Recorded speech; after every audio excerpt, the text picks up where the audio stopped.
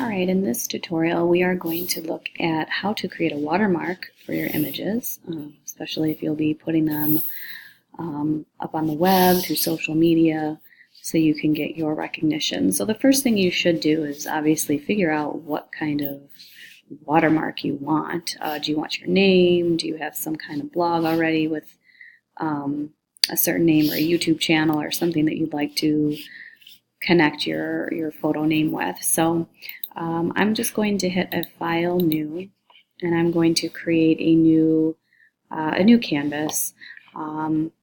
It doesn't really matter the size you're going to work with. I know my resolution of my pictures is generally pretty high, around the 300, but this looks like it's coming up at like a 5x5 by 150 resolution. That's totally fine. What we're going to be doing is we're going to be creating a brush out of our watermark. So you can always change the size of the brush later on. So I'm going to hit Create, and I have this white space, and I know I'm going to use a type tool to work with mine, but maybe you already have a logo or something. Maybe you've created something in Illustrator or in graphics and you like to incorporate that, and you can use any and all of that here. But I'm just going to use a font, and I'm going to call it, make it black. Oops. Make sure your text is black. Sorry, I was doing something else here for a minute. I'm going to call mine Metro Photo. Then I'm going to click on my Move tool and hit Type, and I'm going to do a letter J. But I want my letter J to be a different font. So I'm going to highlight the J and go up to my font options and choose something else, something kind of fancy, something to contrast it. So here you can go through, you can choose different fonts, types, and what have you. This will work. I do want to change that size of that J. I want it to be a little larger, so I'm going to hit Command T. Command T. Try that again. And I'm going to resize. And I don't mind if it's getting distorted a little bit because I want to do kind of my own little thing there. Double click. That kind of works. Maybe I want to make this a little smaller, this Metro Photo part, so I'm going to hit Command T after selecting that. And maybe distort that just a smidge too.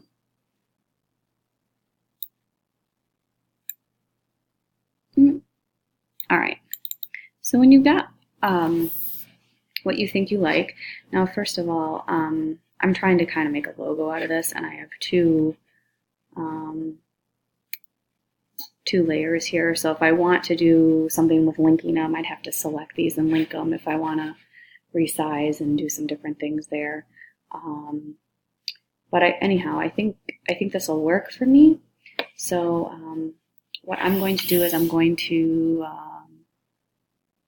crop this a little bit, just so I can bring. When I put this watermark on, I don't want to be taking up too much space around on my photo. So I'm going to crop that. And then I'm going to go to my background, and I'm just going to click on the eye. And what that does is it gives this, there's no background there essentially. So when I do use this as a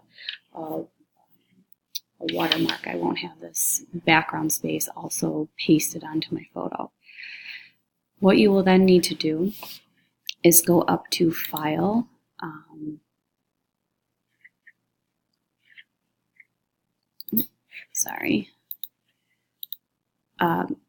make sure that your brush is selected, and then go up to Edit, Define Brush Preset. Okay, and as you can see, there is my brush, sampled brush 4. I've been doing this a few times, so now that's that. But I can call it what I want, J Metro Photo, and hit OK. There we go. Now let's see how this actually works. I'm going to open a photo, so I'm going to go to File and Open, and I'm going to choose, let's see, this one. I'm going to choose a photo here, and I'm going to put this brush somewhere on there. Now, as you know, with brushes, I can change the size of my brush. So if you locate your P, your letter P on your keypad, the left and right brackets resize that. So I'm going to go to my right bracket and make that a little bit bigger. And as with any brush or paint, we can change the options up at the top, your mode. So if I want to do like a color burn and then put this right on there, it'll react to the photo in a certain way. But if I go to, I don't know, hard light here, it'll be, probably just black. If I go, let's try saturation, it'll be, desaturated or saturated depending on what my options are there. So go ahead and play around with your options with your blend modes, and you can kind of see what might work for you. But you can also change the, you can keep it normal, for example, and then you can just turn down the opacity, and I will do that. My daughter's going to hate me when she's older. And then click right on it there like that. And then that's maybe more of the standard way you would see it. It kind of turns out gray.